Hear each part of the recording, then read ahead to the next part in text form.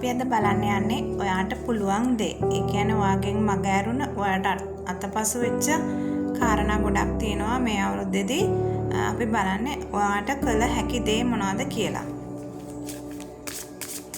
ඉතින් ඔයාට පර්සනල් රීඩින්ග්ස් ගන්න අවශ්‍ය නම් බයෝ එකේ තියෙන WhatsApp පන්තියට මැසේජ් එකක් දාලා බුකින් එකක් දාගන්න පුළුවන්. එතකොට ඔයාගේ රීඩින් එක ඔයාට දීර්ඝ වශයෙන් ඕනම ප්‍රශ්නයක් සාකච්ඡා කරන්න පුළුවන්.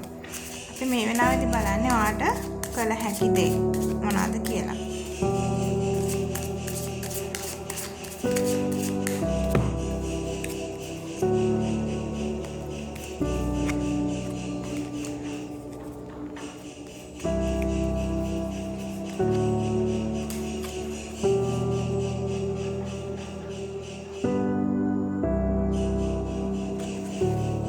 ඉතින් ඔයාට කළ හැකි දේ තමයි ඔයාට හැමෝටම ආදරය, කරුණාව, රැකවරණය දීලා මමක් වගේ හැම දිනෙකම බලන්න ඔයාට හැකියාව තියෙනවා කියන එක. ඒ කියන්නේ ඔයා සියලු දෙයින්ම පරිපූර්ණ කෙනෙක්. ඔයාට පුළුවන් ආදරය, කරුණාව හැම කෙනෙක්ටම, ඔයාගේ සේවකයන්ට, ඔයාගේ දරුවන්ට, ඔයාගේ ගෙදර අයට, ඔයාගේ සේවා ස්ථානයට, ඒ හැම කෙනෙක්ටම ඒ කරුණාව ලබා දීලා ඔයාට පුළුවන් ආදරයෙන් ඒ අයව රැක බලා ගන්න කියන පණිවිඩය.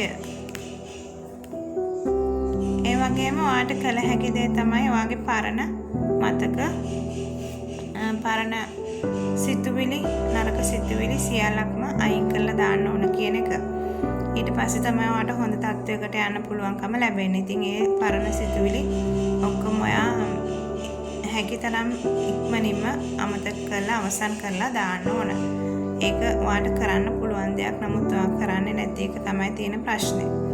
ඉතින් මේ වෙලාවේ ඔයාට එහෙම අමතක කරන්න බැරි දේවල් තියෙනවා නම් අනිවාර්යයෙන්ම ඒක අමතක කරලා දාලා ඉස්සරහට යන්න. එතකොට තමයි ඔයාට හොඳ ගමනාන්තයක් ලබලා දෙන්න පුළුවන් වෙන්නේ. ඒ වගේම ඔයාට කළ හැකි දේ තමයි ඔයාගේ පවුල වෙනුවෙන් තවත් වෙහෙස මහන්සි වෙලා පවුල අයගේ සතුට වෙනුවෙන් වැඩ කටයුතු කරන එක. ඒ කියන්නේ එක පවුලක් විදියට සතුටින් ඉන්න පුළුවන්කම තියෙද්දිත් ඔයා තවමත් ඒ ගැන හිතන්නේ නැහැ. ඔයාට ඒ ගැන වෙලාවක් නැතුව ඇති හිතන්න. ඉතින් එහෙම නෙවෙයි, හැම ගෙවෙන මොහොතක්ම Tamanගේ ආදරණීයයන් වෙනුවෙන් ගත කරන්න කියන පණිවිඩය ඔයාට ලබලා දෙනවා. ඒ වගේම ඔයාට කළ හැකි දේ තමයි අධ්‍යාත්මික වශයෙන් ඉහළට යන්න බලාපොරොත්තු වෙන අය. ඒ සඳහා යම්කිසි දෙයක් කරන්න පුළුවන්, භාවනාමය කටයුතු වලට සහභාගී වෙන්න පුළුවන්. ඒ වගේම ඈතකට ගිහිල්ලා පොඩක් විවේකීව ගත කරන්න පුළුවන්. ඒ වගේ දේවල් තමන් වෙනුවෙන් ටිකක් කරලා තමන්ගේ මානසික නිදහස භුක්ති විඳින්න ඔයාට පුළුවන්කම තියෙන්න ඕන. ඉතින් අපි තවදුරටත් බලමු තමන් වෙනුවෙන් මොනවද කරගන්න ඕන වැඩ කියලා. ඔයාට පුළුවන් දේවල් මොනවද කියලා බලමු.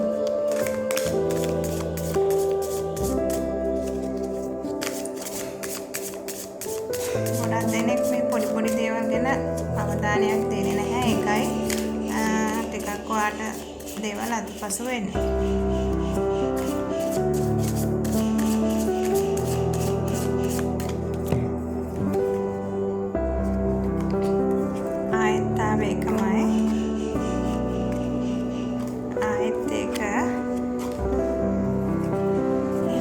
විශේෂ පණිවිඩයක් තියෙනවා. ඒ කියන්නේ විශේෂයෙන්ම ඔයාගේ අධ්‍යාත්මික ගමනක් යන බලාපොරොත්තු වෙලා ඉනවා නම් ඔයාට ඒ දෙයට ඉක්මනින්ම අන්තර්ගත වෙන්න කියලා තමයි මේ විශේෂ පණිවිඩය දෙන්නේ. ඒ කියන්නේ ඔයා ඈතකට ගිහිල්ලා පොඩ්ඩක් නිදහසේ ඉඳලා තමන්ගේ මනස ශක්තිමත් කරගන්න වැඩ ටික කරගන්න ඕනේ. ඒ වගේම ඔයාට අලුත් ජීවිතයක් ලබා ගන්න නම් ඔයා පරණ සියලු දෙයින්ම ඈත් වෙන්න ඕන. ඔයාගේ පරණ නරක සිතුවිලි, අසුබ සිතුවිලි, විශේෂහිත පුද්ගලයන්ගෙන් ඈත් වෙලා ඔයා අලුත් ජීවිතයක් ලබා ගන්න ඔයාම හිතලා ඒ දේ කරගන්න ඕන. ඔයාට ඒ වෙනුවෙන් විශ්වයෙන් ආශිර්වාදය තියෙනවා, ඉෂ්ට දෙවියන්ගෙන් ආශිර්වාද තියෙනවා, තමන් අදහන දෙවියන්ගෙන් ආශිර්වාද තියෙනවා. මේ හැම කෙනෙක්ගේම ආශිර්වාදය අරගෙන ඔයාට පුළුවන් ඔයාගේ ජීවිතය ලස්සනට ගොඩනගා ගන්න. ඒ වගේම ආයෙත් කියනවාට ඔයාගේ පවුල වෙනුවෙන් වෙහෙසෙන්න කියලා. තාමත් ඔයාගේ පවුල වෙනුවෙන් තමන්ගේ ආදරණීයයන් වෙනුවෙන් ඔයා පෙනී හිටියේ නැත්නම් තාමත් ඔයාට කාලය තියෙනවා ඒ අය වෙනුවෙන් ආදරය ලබලා දෙන්න. ඉතින් නැවත නැවතත් මේ පණිවිඩය එන්නේ ඒකයි, විශේෂයෙන්ම ඔයාලට මතක් කරන්න කියන්නේ ඒකයි. ඔයාගේ ලෞකික ජීවිතයත් ආධ්‍යාත්මික ජීවිතයත් සමසේ ගත කරන්න ඔයාට පුළුවන් කියන පණිවිඩය දෙනවා. ඔයාට ඒ දේ කරන්න පුළුවන්. ඒ කියන්නේ දෙපැත්තම සමබරව ඔයාට ගෙනියන්න පුළුවන්. ආධ්‍යාත්මික ජීවිතය කියලා කිව්වොත් ආධ්‍යාත්මික ස්ථානවලට ගිහිල්ලා ඒ දේවල්ම විතරක් නෙවෙයි තමන්ගේ මනස තුළ ඒ නිදහස ඇති කරගන්න කියලා තමයි මේ පණිවිඩය දෙන්නේ. ඉතින් ඒ ගැන විශේෂයෙන් හිතන්න. ඒකට ඔයාගේ ඉෂ්ට දේවතාවුන්ගෙන් ඔයාට උදව් උපකාර ලැබෙනවා.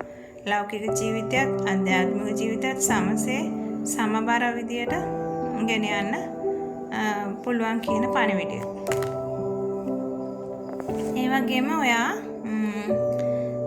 තියෙනවා ගනුදෙනුවක්. ඒ කියන්නේ ඔයාට ගන්නවා වගේම අනිත් අයට ඒ විදිහටම දෙන්න ඕන. හැම දෙයක්ම මේ සිද්ධ වෙන්නේ ගනුදෙනුවක් මත.